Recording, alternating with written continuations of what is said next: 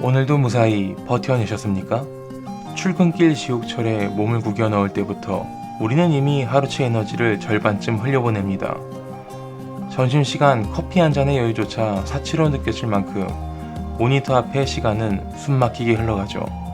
남들 다 하는 주식이나 부동산, 남들 다 가는 해외여행, 남들 다 입는 그럴싸한 브랜드, 그 남들이라는 보이지 않는 가상의 기준에 나를 꿰맞추느라 정작 내 마음이 달아가는 줄도 모릅니다. 번듯한 명함 한 장, 조금씩 쌓여가는 통장 잔고, 타인의 부러움 섞인 시선. 우리는 참 많은 것들을 신주단지 모시듯 어깨에 짊어지고 살아갑니다. 이 무거운 타이틀들을 지켜내지 못하면 당장이라도 내 인생이 통째로 실패할 것만 같은 두려움에 사로잡혀서 말이죠. 아등바등 버티다 퇴근한 어느 밤, 어두운 방 안에 덩그러니 앉아있노라면 불쑥 그런 생각이 듭니다. 도대체 나는 무얼 위해 이렇게 멘탈을 갉아먹으며 살고 있는 걸까? 마치 텅 빈 껍데기만 남은 것 같은 지독한 공허함. 혹시 이런 헛헛한 감정이 드셨다면 당신은 지금 마음이 한계치에 도달했다는 신호일지도 모릅니다. 그런데 지금으로부터 1000년도 더 된 옛날, 우리가 꽉 쥐고 있는 이 지독한 두려움과 강박을 산산조각 내버린 기막힌 사건이 하나 있었습니다. 중국 당나라 시절, 불교가 사회 전반에 강한 권위를 지니던 때였습니다. 다나천연이라는 이름의 선승이 세상을 도둑다 해림사라는 절에 잠시 머물게 되었습니다. 그날 밤은 유독 혹독했습니다. 살을 내듯 매서운 칼바람이 문풍지를 때렸고 불도 떼지 않은 법당 안의 공기는 꽁꽁 얼어붙을 지경이었죠. 추위에 덜덜 떨며 밤을 지새우던 다나스님은 갑자기 자리에서 벌떡 일어났습니다. 그리고는 성큼성큼 법당 중앙으로 걸어가더니 한편에 놓인 도끼를 집어들었죠. 스님은 사람들이 그토록 애지중지 모시던 정교한 나무 불상을 가차없이 내려찍기 시작했습니다. 쩍! 하고 나무가 갈라지는 파공음이 적막한 절간에 울려 퍼졌습니다. 스님은 조각난 부처님의 얼굴과 몸통을 모아 난로에 마구 던져 넣었습니다. 이내 불길이 치솟았고 스님은 활활 타오르는 그 불상 앞에서 언손을 녹이기 시작했습니다. 마침 잠에서 깨어 이 끔찍한 광경을 목격한 주지스님은 기겁했습니다. 사색이 된 주지스님이 펄쩍펄쩍 뛰며 소리쳤습니다. 아니, 미치신 게요? 지금 무슨 짓을 하는 거요? 어찌 감히 부처님을 불태운단 말이오? 경악하며 항의하는 주지스님에게 다나스님은 맹목적인 형식주의를 풍자하듯 이렇게 응수했다고 전해집니다. 부처를 태워 살이라도 나오는지 보려 했소. 주지가 나무 토막에서 무슨 살이가 나오냐고 따져 묻자 다나스님은 덤덤하게 덧붙였습니다. 살이도 나오지 않는 한낱 나무 토막이라면 날이 추우니 땔감으로 좀 쓴 것뿐이요. 정말 경악을 금치 못할 파격적인 이야기입니다. 종교의 상징 그 자체인 불상을 도끼로 쪼개어 불쏘시개로 써버리다니요. 이 스님이 정말 불교를 혐오해서 혹은 부처님을 무시해서 이런 돌발 행동을 했을까요? 물론 그런 것은 아닙니다. 다나스님이 도끼로 박살낸 것은 부처님이 아니었습니다. 그가 불태운 것은 사람들이 맹목적으로 떠받들고 있던 껍데기였습니다. 아무런 생명력도 없는 나무 토막에 불과한 형상을 부처라 믿고 벌벌 떠는 그 꽉 막힌 집착과 맹목적인 형식을 한 줌의 잿더미로 만들어버린 것입니다. 이 오래된 일화는 오늘날 팍팍한 현생을 살아가는 우리에게 아주 묵직한 질문을 던집니다. 당신의 인생에는 지금 어떤 나무 불상이 세워져 있습니까? 우리는 살면서 나만의 나무 불상을 참 많이도 만들어냅니다. 누구에게나 미움받지 않고 인정받아야 한다는 착한 사람 콤플렉스, 남들이 보기에 그럴싸해 보이는 대기업 사원증이나 임원이라는 직장 타이틀, 소셜미디어에 전시해야 할 완벽하고 흠결없는 행복한 일상의 이미지, 상처받지 않고 모든 상황을 내 뜻대로 통제해야 한다는 숨막히는 완벽주의까지. 처음에는 그저 내 삶을 조금 더 잘 살아보기 위해 만들어졌던 것들인데 어느 순간부터 주객이 전도되기 시작합니다. 그 거대하고 무거운 나무 불상들을 광내고 지켜내느라 정작 진짜 나라는 사람의 마음은 꽁꽁 얼어 죽어간 줄도 모른 채 말입니다. 체면을 지키느라 속이 까맣게 썩어 문드러지고 타인의 시선이라는 거대한 불상을 모시느라 매일 밤 불면증에 시달려야 한다면 내가 당장 마음의 추위와 피로에 얼어 죽게 생겼는데 그깟 타이틀이나 남들의 평가가 다 무슨 소용이겠습니까? 이 직장을 그만두면 내 인생은 영영 끝장날 거야. 이 사람과의 관계가 끊어지면 나는 사회적인 실패자가 될 거야. 우리를 두렵게 만드는 이 거대한 믿음들도 사실 가만히 들여다보면 그저 한낱 나무 토막에 불과할지도 모릅니다. 불교의 이 거친 일화가 우리가 가진 모든 삶의 문제를 단번에 해결해주는 완벽한 정답은 아닐 것입니다. 하지만 적어도 우리가 꽉 쥐고 있던 불안과 집착을 잠시나마 툭 내려놓게 만드는 꽤 쓸만한 힌트는 되어줄 수 있습니다. 당신을 매일 밤 얼어붙게 만드는 그 마음속의 나무 불상, 이제는 눈 딱 감고 미련 없이 난로에 던져 태워버려도 괜찮습니다. 그것들을 도끼로 찍어버린다고 해서 세상은 무너지지 않고 당신의 삶도 끝나지 않습니다. 오히려 그 활활 타오르는 불길이 그동안 꽁꽁 얼어붙어 있던 당신의 지친 마음을 잠시나마 따뜻하게 녹여줄 한 줌의 온기가 되어줄 뿐이죠. 오늘 밤만큼은 나를 짓누르던 그 무거운 껍데기들을 땔감 삼아 모두 던져버리고 비워진 마음으로 그저 편안하게 쉬어가셨으면 좋겠습니다. 출근길 꽉 막힌 도로에서 날아온 앞차의 날카로운 경적 소리, 혹은 만원 지하철에서 어깨를 거칠게 밀치고 지나가며 혀를 차는 낯선 사람의 무례함, 시작도 안 한 하루의 기분이 순식간에 바닥으로 곤두박질 친 적 다들 한 번쯤은 있으실 겁니다. 그뿐인가요? 직장 상사가 회의 시간에 툭 던진 뼈있는 한마디, 묘하게 나를 깎아내리며 자기 우월감을 채우려는 동기의 얄미운 말투까지. 내 잘못도 아닌데 왜 내가 이 억울하고 불쾌한 감정을 온몸으로 흡수해서 알아야 하는 건지 가슴을 치고 싶어집니다. 우리의 연생은 가만히 숨만 쉬고 있어도 참 피곤합니다. 가뜩이나 산더미 같은 업무와 매달 날아오는 카드값만으로도 멘탈이 바스러지는데 남과의 관계는 그보다 더 지독한 피로감을 안겨주죠. 어딜 가나 보이지 않는 선을 훌쩍 넘으며 나의 소중한 에너지를 바닥까지 박박 긁어가는 사람들이 꼭 존재합니다. 자신의 기분표를 마치 대단한 권력인 양 남에게 강요하며 감정 쓰레기통 취급을 하는 사람. 앞에서는 친절하게 웃으면서 뒤에서는 교묘하게 내 험담을 흘리는 사람. 익명의 공간에 숨어 얼굴도 모르는 나에게 날선 댓글을 꽂아 넣으며 비겁한 쾌감을 느끼는 사람까지. 그럴 때마다 우리는 속수무책으로 무너지고 맙니다. 내가 그렇게 만만한가? 내가 뭘 그렇게 잘못했길래 나한테만 저러지? 라며 끝도 없이 나침판 잃은 자책을 시작하죠. 분노와 억울함 그리고 수치심이 뒤섞인 그 묵직한 감정은 퇴근 후에도 내 방 침대 위까지 끈질기게 따라옵니다. 주말 내내 그 사람의 표정과 말투를 곱씹고 그때 똑같이 쏘아붙여야 했는데 라며 이불을 뻥뻥 차느라 나의 소중한 휴식 시간은 온통 잿빛으로 물들여버리곤 합니다. 그런데 이 지긋지긋하고 부당한 감정 폭력 속에서 나를 지켜낼 수 있는 아주 단호하고 멋진 방어법이 하나 있습니다.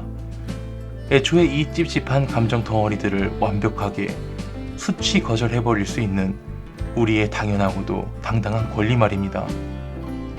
불교의 오랜 설화에 따르면 붓다를 몹시 시기하던 한 남자가 찾아와 입에 담기 힘든 욕설을 융단폭격처럼 퍼부었을 때의 일입니다. 남자는 다짜고짜 삿대질을 하며 저주를 쏟아냈고 길을 가던 사람들이 놀라 웅성거렸습니다. 곁에 있던 제자들은 분노로 얼굴이 붉게 달아올랐죠. 하지만 정작 당사자인 붓다의 반응은 참으로 달랐습니다.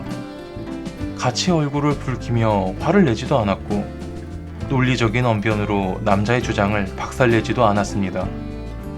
남자가 숨이 턱끝까지 차올라 헐떡이며 지쳐 떨어질 때까지 붓다는 그저 허공을 스쳐가는 바람을 보듯 잠잠히 서 있었죠.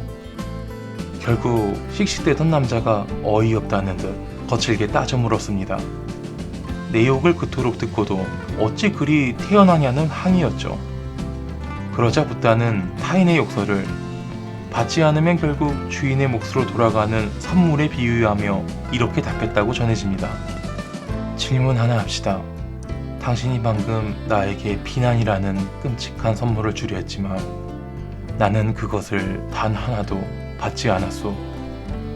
그렇다면 그 모든 분노와 독설은 이제 온전히 누구의 몫입니까?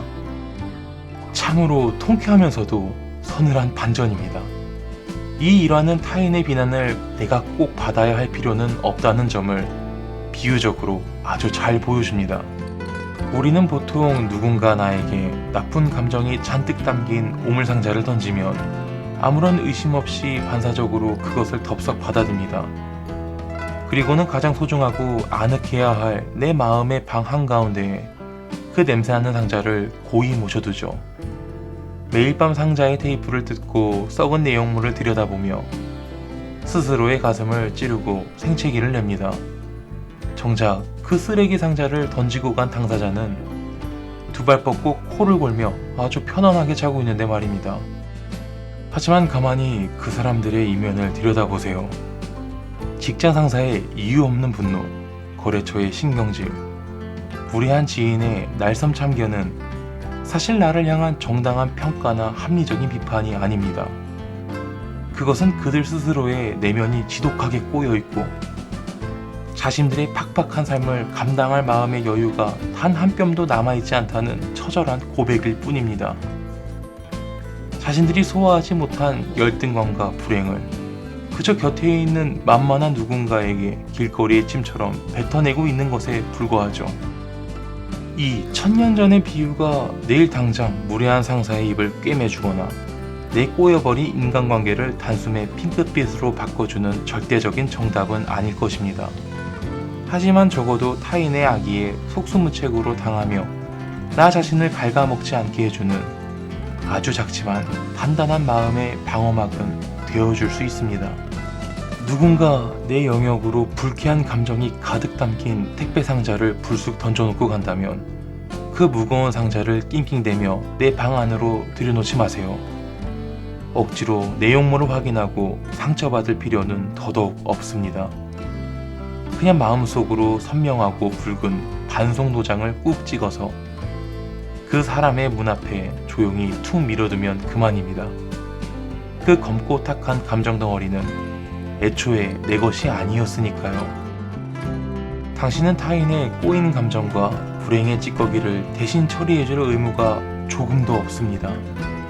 내일 또 누군가 선을 훌쩍 넘으며 당신의 소중한 하루를 흙탕물로 만들려 든다면 속으로 조용히 옅은 미소를 지으며 이렇게 읊조려 보십시오. 어쩌나 나는 그 불쾌한 선물을 받을 생각이 추호도 없는데. 이것이 요란하고 무례한 세상 속에서 나를 지켜내는 가장 우아하고 상처 없는 대처법일지도 모릅니다. 오늘 하루도 남들이 함부로 던진 거친 감정들을 피하고 견뎌내느라 참 고생 많으셨습니다. 이제는 마음의 문 앞에 무거운 빗장을 단단히 지르고 외부의 소음이 닿지 않는 당신만의 고요한 쉼을 온전히 누리셨으면 좋겠습니다. 살다 보면 가슴을 퍽퍽 치고 싶을 만큼 억울해서 미칠 것 같은 순간들이 불쑥불쑥 찾아옵니다. 나는 분명 그런 의도로 한 말이 아닌데 누군가의 입을 거치며 아주 교묘하고 악의적인 뒷담화로 부풀려져 있을 때 쏙 빠져나간 동기 대신 억울하게 내 책임으로 덮어써버린 업무상의 치명적인 실수들, 내 진심은 온데간데 없고 사람들의 차가운 오해와 편견만이 나를 난도질할 때 우리는 온몸의 피가 거꾸로 솟는 듯한 기분을 느낍니다. 당장이라도 사람들을 한 명씩 붙잡고 내 결백을 온 동네에 소리치고 싶어집니다. 그거 내가 한 거 아니라고. 내 본심은 진짜 그게 아니었다고. 단톡방에 장문의 해명글을 썼다 지우기를 수십 번 반복하고 억울함에 밤새 뒤척이며 나를 오해한 사람과의 가상 논쟁을 수백 번도 더 펼쳐봅니다. 나를 향한 그 싸늘한 시선들이 너무 끔찍하고 두려워서 속이 시커멓게 타들어가다 못해 바스라질 지경이죠. 어떻게든 이 진흙탕 같은 오해를 풀어내야만 내가 살 수 있을 것 같습니다. 그런데 세상의 그 요란하고 날선 호들갑에 굳이 내 아까운 에너지를 요공까지 박박 긁어모아 태우며 일일이 반응할 필요가 있을까요? 일본의 전설적인 선승으로 불리는 하쿠인 스님의 일하는 남들의 시선이라는 거친 파도 속에서 허우적대는 우리에게 아주 서늘한 깨달음을 줍니다. 어느 날 평화롭던 마을이 발칵 뒤집히는 충격적인 사건이 발생했습니다. 마을의 한 처녀가 결혼도 하지 않은 채 덜컥 아이를 가져버린 것입니다. 불같이 도발대발하는 부모가 매질을 하며 도대체 누구의 아이냐고 다그치자 궁지에 몰린 처녀는 평소 마을에서 가장 고결하다고 존경받던 하쿠인 스님의 아이라고 엄청난 거짓말을 해버렸습니다. 분노로 이성을 잃은 처녀의 부모와 마을 사람들은 득달같이 절로 몰려갔습니다. 그들은 고고하게 앉아있는 스님을 향해 온갖 돌팔매질과 입에 담지 못할 쌍욕을 퍼부었죠. 수십 년간 쌓아온 존경은 순식간에 경멸과 조롱으로 바뀌었고 스님은 하루아침에 천하의 파렴치한으로 전락했습니다. 하지만 그 살벌한 비난의 폭풍 속에서도 전해지는 말에 따르면 하쿠인 스님은 얼굴색 하나 변하지 않은 채 그저 이렇게 짧은 응답만을 남겼다고 합니다. 아, 그런가? 스님은 자신의 결백을 주장하며 핏대세워 변명하지 않았습니다. 그저 묵묵히 그 갓난아이를 받아들였죠. 동네방네 쏟아지는 손가락질과 멸시 어린 시선을 맨몸으로 받으며 동양젖을 구하러 다녔고 정성껏 아이를 키웠습니다. 그렇게 지옥같은 1년의 시간이 묵묵히 흘러갔습니다. 결국 매일 밤 죄책감이 시달리며 괴로워하던 처녀가 눈물을 펑펑 쏟으며 진짜 아이의 아버지는 이웃마을 청년이라고 이실직고를 하고 맙니다. 마을 사람들과 부모는 경악했습니다. 그들은 당장 스님에게 달려가 땅바닥에 엎드려 머리를 찌으며 100배 사죄했습니다. 스님, 저희가 죽을 죄를 지었습니다. 그 억울한 누명을 어찌 다 견디셨습니까? 오해가 풀리고 다시 모든 찬사와 존경이 쏟아지는 그 극적인 순간에도 스님은 아이를 처녀의 품에 돌려주며 예전과 똑같은 표정으로 답했을 뿐입니다. 아, 그런가? 이 짧은 응답은 세상의 억울한 오해와 뜨거운 칭송, 그 어느 쪽에도 흔들리지 않는 굳건한 태도를 상징합니다. 우리는 세상을 살아가면서 내가 도저히 통제할 수 없는 수많은 억가들을 폭우처럼 맨몸으로 맞습니다. 이때 우리는 보통 비를 맞지 않으려고 미친 듯이 허우적대거나 비를 내리는 먹구름을 향해 삿대질하며 분노의 주먹질을 해댑니다. 하지만 먹구름은 내 사정을 봐주지 않고 비는 내가 화낸다고 해서 절대 멈추지 않죠. 하쿠인 스님의 이 무심한 한마디는 결코 바보 같아서 억울하게 당해주는 패배자의 언어가 아닙니다. 비바람이 몰아치든 갑자기 해가 쨍쨍 내리치며 무지개가 뜨든 내 마음의 고요한 중심은 세상 얄팍한 평가에 따라 단 1mm도 흔들리지 않겠다는 거대한 뚝심의 선언입니다. 사람들이 나를 쓰레기라 욕하든 훌륭한 사람이라고 떠받들든 진짜 내 본질은 변하지 않는다는 단단한 확신이죠. 나를 오해하고 헐뜯으려는 사람들에게 굳이 변명하며 감정을 낭비하지 마세요. 나를 믿어주지 않을 사람에게 에너지를 쏟는 것만큼 허망한 일도 없습니다. 소문과 험담은 마치 펄펄 끓어오르는 양은 냄비와 같아서 내가 해명하고 분노할수록 더 뜨겁게 타오릅니다. 하지만 내가 장작을 더 넣지 않고 가만히 내버려두면 결국 스스로 열기를 잃고 싸늘하게 식어버리기 마련입니다. 불교의 이 무던한 삶의 태도가 당장 여러분의 처한 억울한 상황을 마법처럼 해결해주거나 훼손된 평판을 즉각 복구해주지는 않을 것입니다. 하지만 이 팍팍하고 요란한 세상 속에서 진흙탕에 구르면서도 내 영혼의 밑바닥만큼은 깨끗하게 지켜내는 조용한 백신은 되어줄 수 있습니다. 타인의 시선이 만들어낸 가짜 파도에 휩쓸려 내 소중한 마음의 주도권을 빼앗기지 마십시오. 세상이 아무리 억울한 오해로 호들갑을 떨며 나를 물어뜯으려 해도 그저 따뜻하고 향긋한 차 한 잔 끓여 마시며 아 그래? 너희들은 그렇게 생각하는구나 하고 어깨를 한번 으쓱 넘겨버리는 것. 오늘 밤은 남들의 시선에서 벗어나 그저 담담하게 내 마음의 중심을 잡아보는 고요한 시간이 되기를 바랍니다. 밤에 자려고 불을 끄고 누웠는데 유독 내가 미친듯이 깨어나 맹렬하게 작동하기 시작하는 분들 계십니까? 분명 몸은 천근만근 무겁고 당장이라도 기절할 것 같은데 눈을 감으면 오늘 낮에 회의실에서 내뱉었던 바보 같은 실언이 떠올라 이불을 발로 뻥뻥 차며 자책합니다. 그러다 생각은 꼬리를 물고 미래로 향하죠.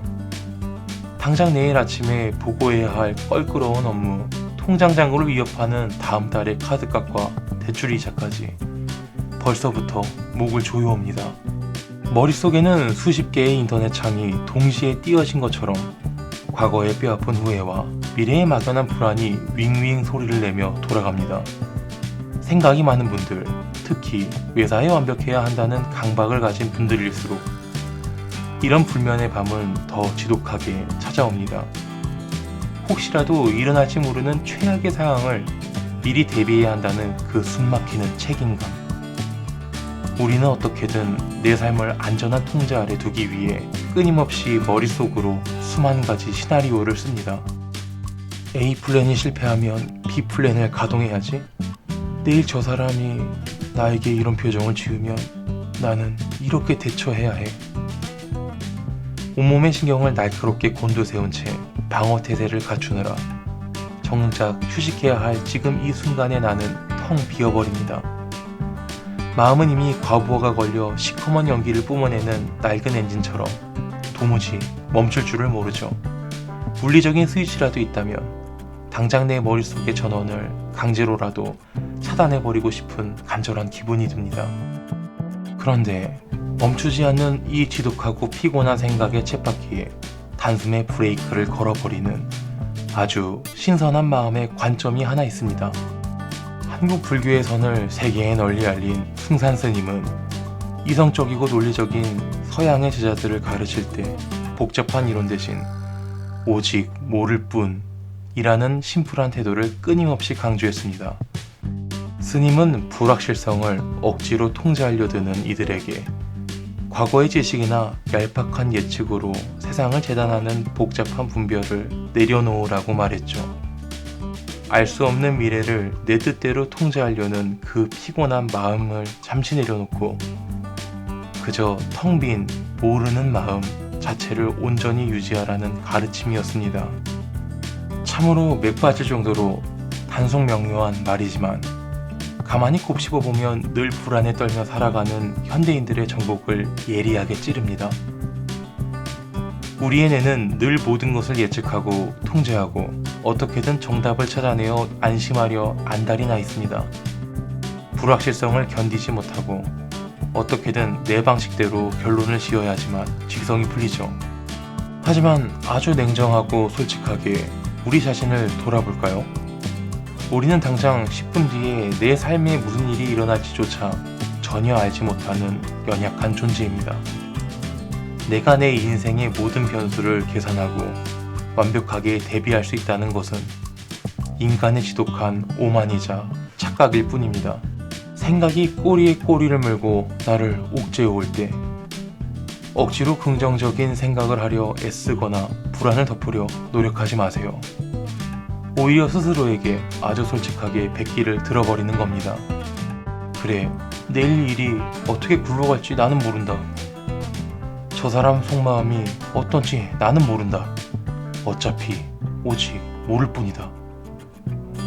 이 단순하고 담백한 인정은 결코 무책임한 회피나 인생에 대한 포기가 아닙니다. 내가 꽉 쥐고 있던 통제권이라는 피곤하고 무거운 환상을 바닥에 탁 내려놓고 아무런 분별 없는 백지 상태로 지금 여기에만 온전히 머물겠다는 꽤 용기 있는 선언입니다. 미래를 알 수 없다는 당연한 사실을 온전히 받아들일 때 역설적으로 우리를 짓누르던 거대한 압박감은 눈 녹듯 스르르 사라집니다. 불교의 이 가르침 하나로 꼬여있는 현실의 복잡한 문제들이 내일 아침 마법처럼 다 해결되지는 않을 것입니다. 하지만 폭주하는 머릿속에 전원을 끄고 과열된 뇌를 식혀주는 아주 훌륭한 마음의 브레이크는 되어줄 수 있습니다. 머릿속에 엉켜버린 복잡한 실타래를 억지로 풀려고 낑낑대며 또 하루의 밤을 지새우지 마십시오. 가끔은 아무것도 적히지 않은 구겨진 백지 한 장처럼 텅 빈 마음으로 가만히 머무는 방식도 삶의 무게를 덜어내는 꽤 신선한 관점이 될 수 있습니다. 우리를 괴롭히는 그 수많은 가정과 걱정들, 어차피 우리는 완벽하게 알 수 없습니다. 오직 모를 뿐이죠. 그러니 지금 이 순간만큼은 그 무거운 짐들을 다 내려놓고 아무 생각 없이 푹 주무실 수 있기를 바랍니다. 일요일 저녁, 창밖이 어둑어둑해지기 시작하면 가슴 한가운데 묵직한 돌덩이 하나가 내려앉는 듯한 기분이 듭니다. 당장 내일 아침 무거운 몸을 이끌고 또다시 뛰어들어야 할 그 지긋지긋한 출근길과 팍팍한 사무실 공기가 벌써부터 숨을 턱 막히게 하죠. 월급은 통장을 스치듯 빠져나가버리고 쳇바퀴처럼 똑같이 반복될 이 뻔하고 무기력한 현실에서 당장이라도 흔적 없이 도망치고 싶어집니다.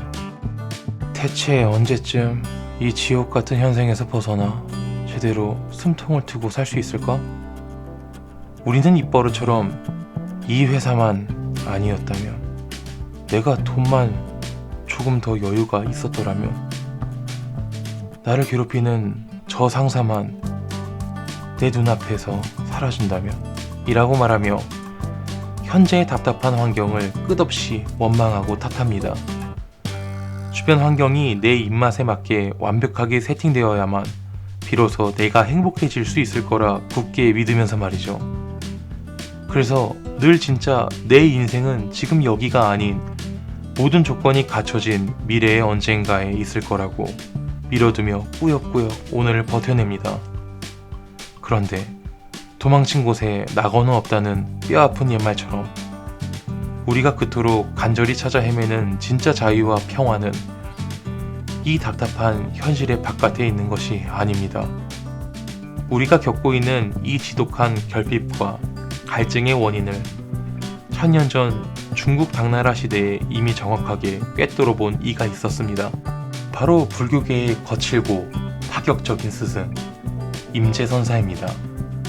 당시 수많은 승려들은 깨달음을 얻겠다며 밤낮 없이 경전을 파고들고 이름난 스승들을 찾아다니며 가르침을 구걸했습니다.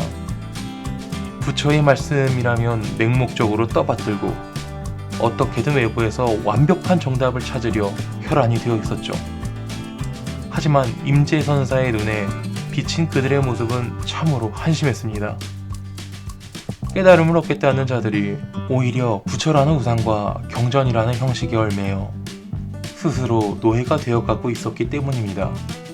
임재선사는 밖에서 정답을 찾는 제자들을 향해 몽둥이를 휘두르고 벼락같이 활! 하고 거친 호통을 쳤습니다. 너희들은 왜 자꾸 밖에서 무언가를 구하려 드느냐? 부처를 만나면 부처를 죽이고 조사를 만나면 조사를 죽여라. 내가 맹목적으로 의지하고 매달리는 그것들이 오히려 너의 목을 조르고 묶고 있다. 스스로 완벽한 존재임을 깨닫지 못하고 자꾸만 외부의 권위나 완벽한 환경에 기대려는 나약함을 산산조각 내버린 것입니다. 그러면서 번뇌에 찌든 사람들을 향해 천둥 같은 일가를 던졌습니다. 수처작주, 입처개진. 내가 머무는 그 어떤 곳에서든 스스로 주인이 되어라. 그러면 지금 내가 딛고 서 있는 그곳이 모두 참된 진리가 될 것이다. 임재선사의 이 묵직한 호통은 오늘날 돈과 스펙, 타이틀 같은 바깥의 조건만 바라보며 살아가는 우리에게 서늘한 진실을 일깨워줍니다. 외부의 조건에 기대어 얻는 얄팍한 평화는 조건이 조금만 흔들려도 금세 산산조각 나버립니다. 돈이 다 떨어지면 다시 불행해지고 회사가 어려워지면 다시 불안에 떨어야 하는 영원한 노예의 굴레를 결코 벗어날 수 없는 것입니다. 임재선사가 경계했던 불처의 얼매인 노예의 모습이 오는 날 돈과 스펙, 환경의 얼매인 노예로 이름만 바뀌었을 뿐이죠. 그의 가르침은 당장 내 입맛에 맞게 환경을 뜯어고치라거나 억지로 이 꽉 물고 성공하라는 뻔한 자기개발적 명령이 아닙니다. 이 말은 피할 수 없는 거친 환경 앞에서도 내 마음의 주도권만큼은 결코 외부에 넘겨주지 말라는 단단한 권유에 가깝습니다.